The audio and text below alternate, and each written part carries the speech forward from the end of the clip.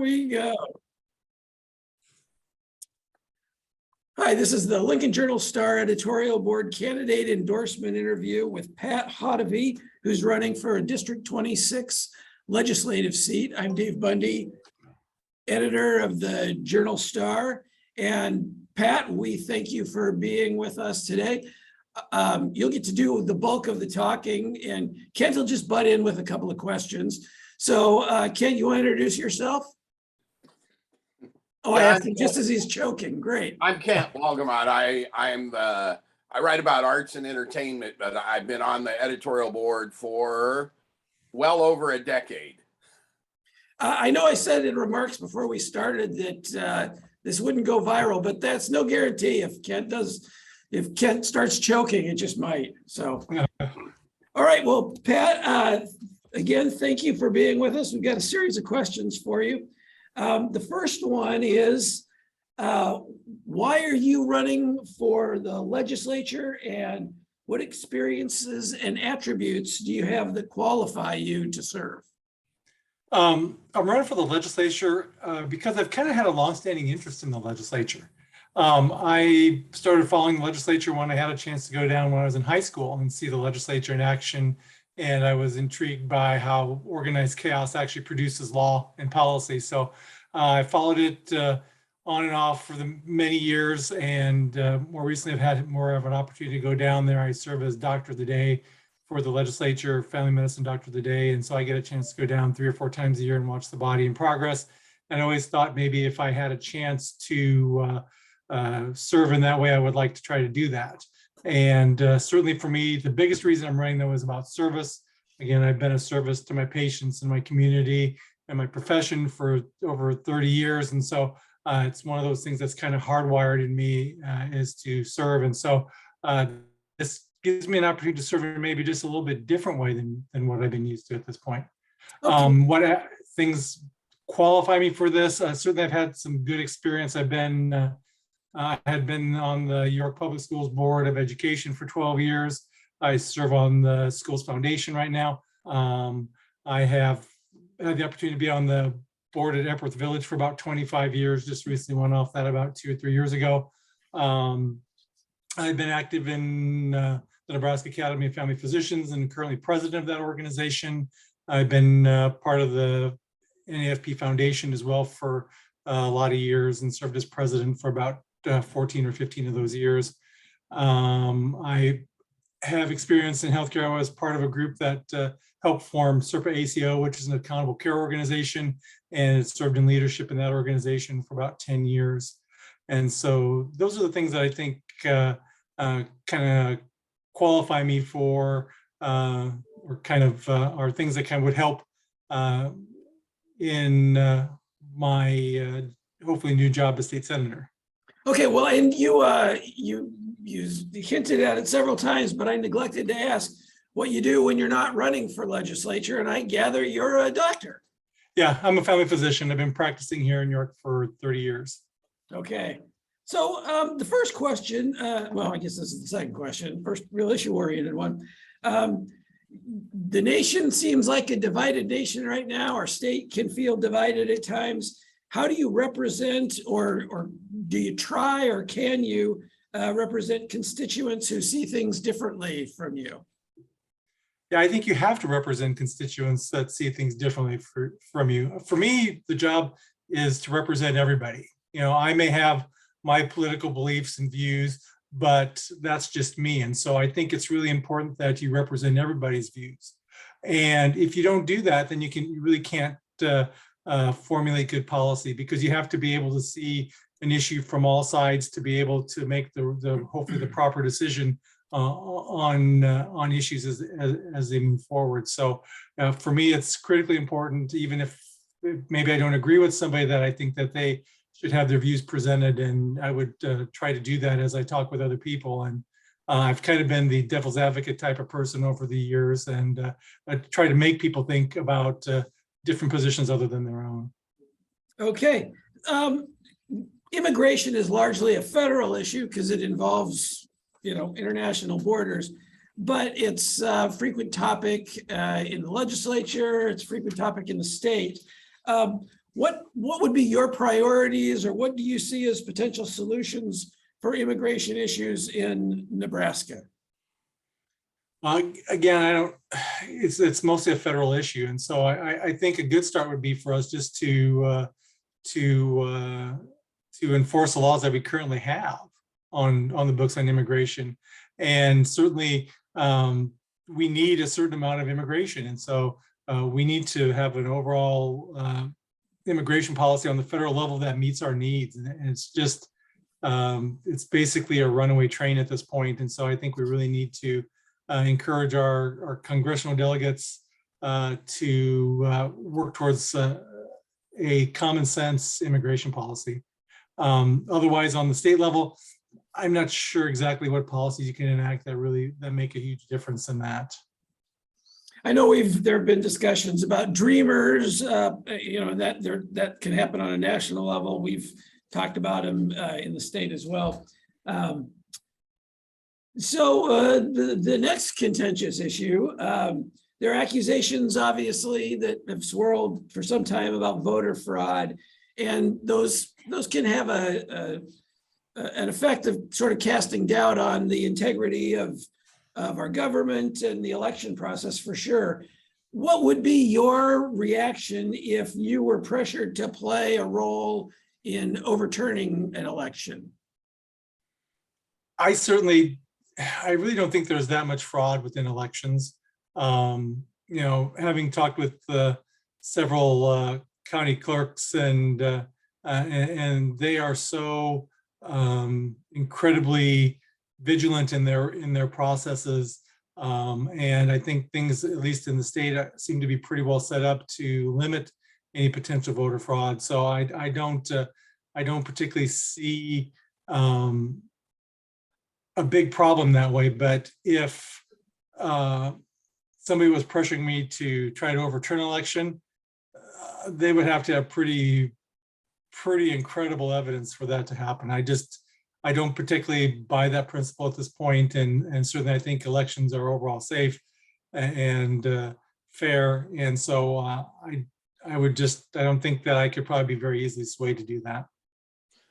A related sort of question, do you see anything that needs to be done to protect, elections and voting rights and stuff on the state level, right? I mean, they talk about a National Voting Rights Act, but is there something like that needs to be done on a state level?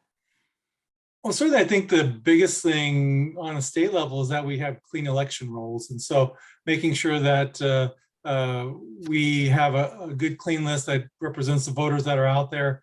Certainly, again, anything we can do to help increase voter turnout. So registration things we do to increase voter registration and get people to participate in the process is important. So those are the things I think that we need to focus on. And again, I don't think that I think those are the simple things that we can do. I don't think it takes a lot of effort to do those things.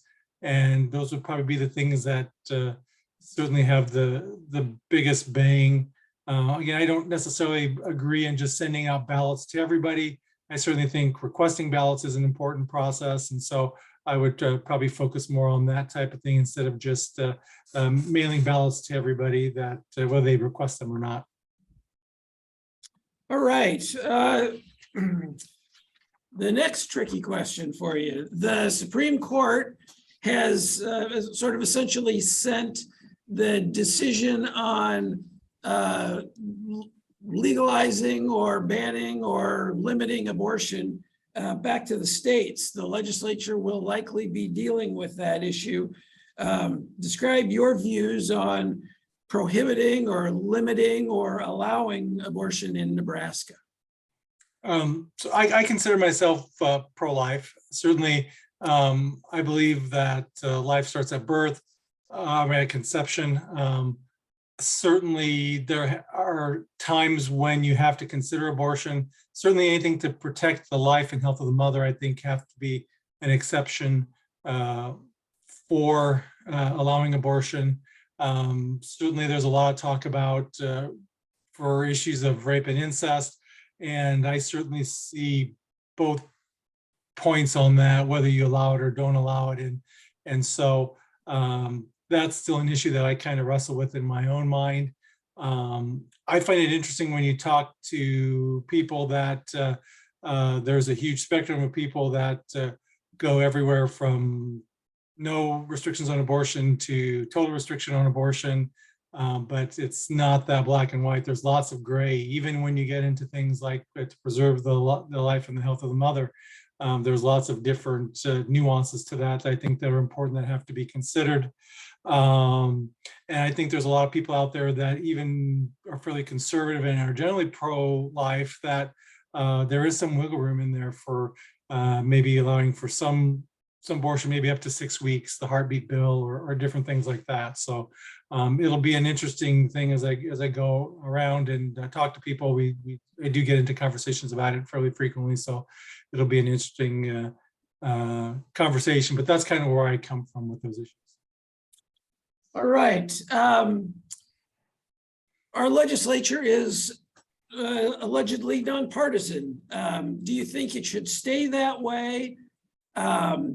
If you do, how would you work to restore it? And if you think it should be partisan, how do you imagine that working? I believe in the nonpartisan nature of the legislature. Is it very nonpartisan? No. Could it be more more partisan? Yes. Certainly things are kind of headed that way. I guess you need to always consider what's best for the people of the state. Again, if you're looking at issues and you're looking at all sides of an issue, I think you take out a certain amount of partisanship with that. Again, if you're not willing to listen to somebody else's point of view, or frankly just reject it without giving it careful consideration, the body will probably become more partisan. And so how do you affect that? I just think you lead by example. And so that would be probably what I would really try to do, is try to be lead by example, and certainly not trying to play a lot of political games, things like that sometimes goes on within that body. And so I think it serves the people of the state well for the body to remain nonpartisan. So we want to be able to support the best policies for our state, regardless of what our political affiliations are. And I think we need to not be afraid to do that. I think it takes a certain amount of courage today to not do that. So that's kind of how I see the nonpartisan nature of the body. Well, I got to say, Pat, if you're called on to lead a filibuster, you may not be the guy. You answer questions very efficiently. So we're ahead of schedule. Okay. Our trick is I kind of have to ask the last question. And so I'm going to see if Kent has something, but he's muted right now. Because he has a howling cat sitting over there. But Okay. I am, yeah, of course, I'm going to ask some questions. As you know, if you've studied the legislature, most of the work gets done in committee. Have you given some thoughts as to what committees you'd want to be on if you were elected? Yeah, certainly with my experience within medicine and my time on the board at Epworth Village, where we worked with a lot of children and the children's welfare issues, Health and Human Services seems like a pretty good fit for me. And I had the opportunity to talk with Senator Arch here recently, and he said they'd like to be able to see me there if, in fact, I was elected. I had 12 years of Board of Education experience, and still have some ties to that through the Schools Foundation. So Education Committee would be somewhere I think that, again, I have a little more knowledge on things. My third choice is usually banking and insurance. And it's not necessarily because I'm a banker or aspire to be one or have any of those type of things, but a lot of things in healthcare, which are important to me through the value-based healthcare, usually involve insurance companies. And so a lot of that legislation goes through the Banking Insurance Committee. So as an example, we had the Nebraska Academy of Family Physicians had a bill passed this year on primary care investment. And so that bill went through banking and insurance. So that's kind of an example of why I'd like to be able to maybe consider that committee, because there'll be things that I think are important to healthcare of the citizens of Nebraska that are going to come through that committee. And I have a few specifics that have been proposed that are undoubtedly coming back in the next year or two. What are your thoughts on the need to build a new prison? I'll be interested to see what the study that's kind of hanging out there on prisons and stuff that is supposed to be coming out shows. But with the aging facility, I think sooner or later we're going to have to build a new prison. I don't necessarily think we need to increase capacity a ton to be able to incarcerate more people. The evidence clearly shows that if you want to affect the crime in your area, a lot of crime now is all related to drugs. The problem-solving courts, the veterans courts, the drug courts, that's where you really want to spend your money. It's pretty amazing. I was talking with one of the probation officials, and they said that it costs about $10 a day to put somebody through a drug court or problem-solving court, and it costs $60,000 a year to put that person in prison. So, and we know that for a fact that those programs have very, very high success rates. 85, 90% people are successful in those programs, and so there's very low recidivism, which is certainly can't be said for even people on probation or people that are in prison. So I think certainly being one that likes to look at prevention, whether it's in healthcare and other issues of government, I think that's where we want to really probably concentrate our focus in the criminal justice system, is on those sorts of things that really are effective in helping people and getting people back as productive members of society. And so will we need to build a new prison? Yes, probably somewhere along the line we probably need to build a new prison, just because you can't be so overcrowded. And I think overcrowding is a factor that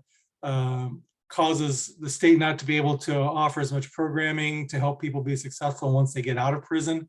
And so trying to decrease that overcrowding may be something that's helpful in the long run to maybe help people get the treatment that they need, whether it's mental health or drugs or life skills, and get them, once they're able to leave prison, to be successful back in society.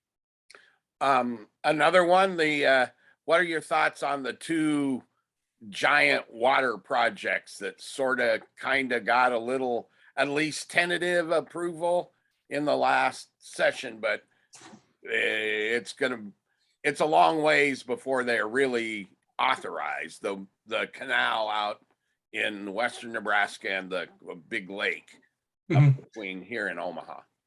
I certainly think that they're interesting proposals. Whether I completely agree with them or not, I don't know 100%. Certainly I see the canal for irrigation so that we can claim the share of the water in the Republican River, I think is important. So I think they need to consider that. And then for the second project, the lake between around Ashland there, I think certainly for a lot of people, recreation is extremely important, and we probably don't have the recreation opportunities, lakes and things like that in the eastern part of the state that we probably really need to have. And so it becomes a quality of life issue for people, especially in the metropolitan areas, Omaha, Lincoln. And I think you have to really consider that if there's a way to do it. It's certainly, when you look at what brings people to the state, for jobs, if you're looking at economic development, people want a place to be able to recreate or be able to live on a lake. And so those are things that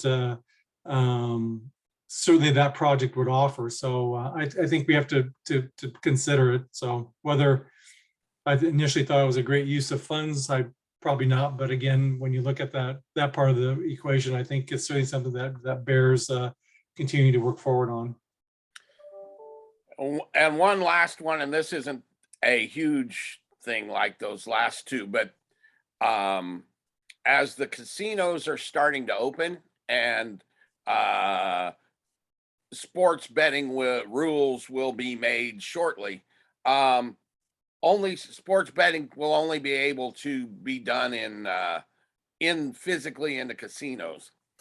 What are your thoughts on authorizing mobile betting, which is, kind of more than half the states that have sports betting allow that, and it makes it way more, I don't know, equitable for everybody. You don't have to live 10 miles from a casino to be able to bet. What were your thoughts on that? I guess I was not in favor of the expanded gambling, but the people, the state spoke, and so we have it.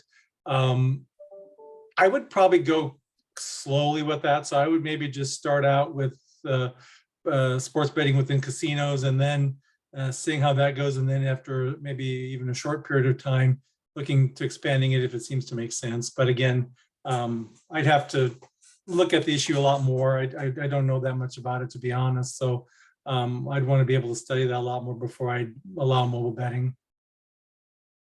All right, well, Pat, the last question we have is, take a second to think about this, but what have we not asked you that you wish we would have? Is there, do you have if you've got a brief stump speech, if you've got some pet issues that we didn't ask you about, anything like that, a closing statement, whatever you like. Okay. Well, I think certainly other issues that I feel real strongly about are certainly when you talk to people, taxes are a huge issue, especially property taxes. So I think we need to find some way to improve our tax structure a little bit. Certainly it's something that has not gained any momentum, I think, in the legislature over the last few years, but something that really just needs to be dealt with. We need to look at our school funding. Because our mechanism is kind of disproportionate right now and heavy on property taxes. And I think we need to find a way to equalize that out a little bit. And again, it's a process that I think even if we can't come to a final solution, I think we need to at least start making small moves, moving towards a solution, making a small move, seeing what effect it has, and then making more small moves, or if it's not working, changing direction. I think we need to be willing to do at least something instead of nothing. And so I think that would be important to me. Again, I'm a fairly fiscally conservative person, so trying to find ways to make state government more effective. I think if you look at just simple things you can do, if you took the concept of value-based care and applied it to Medicaid, and maybe even the state employee health insurance, there are physicians that I know that think you could save $100 million over a period of a few years. Just in savings and decreased utilization. And that's not changing the services you offer the people in the program.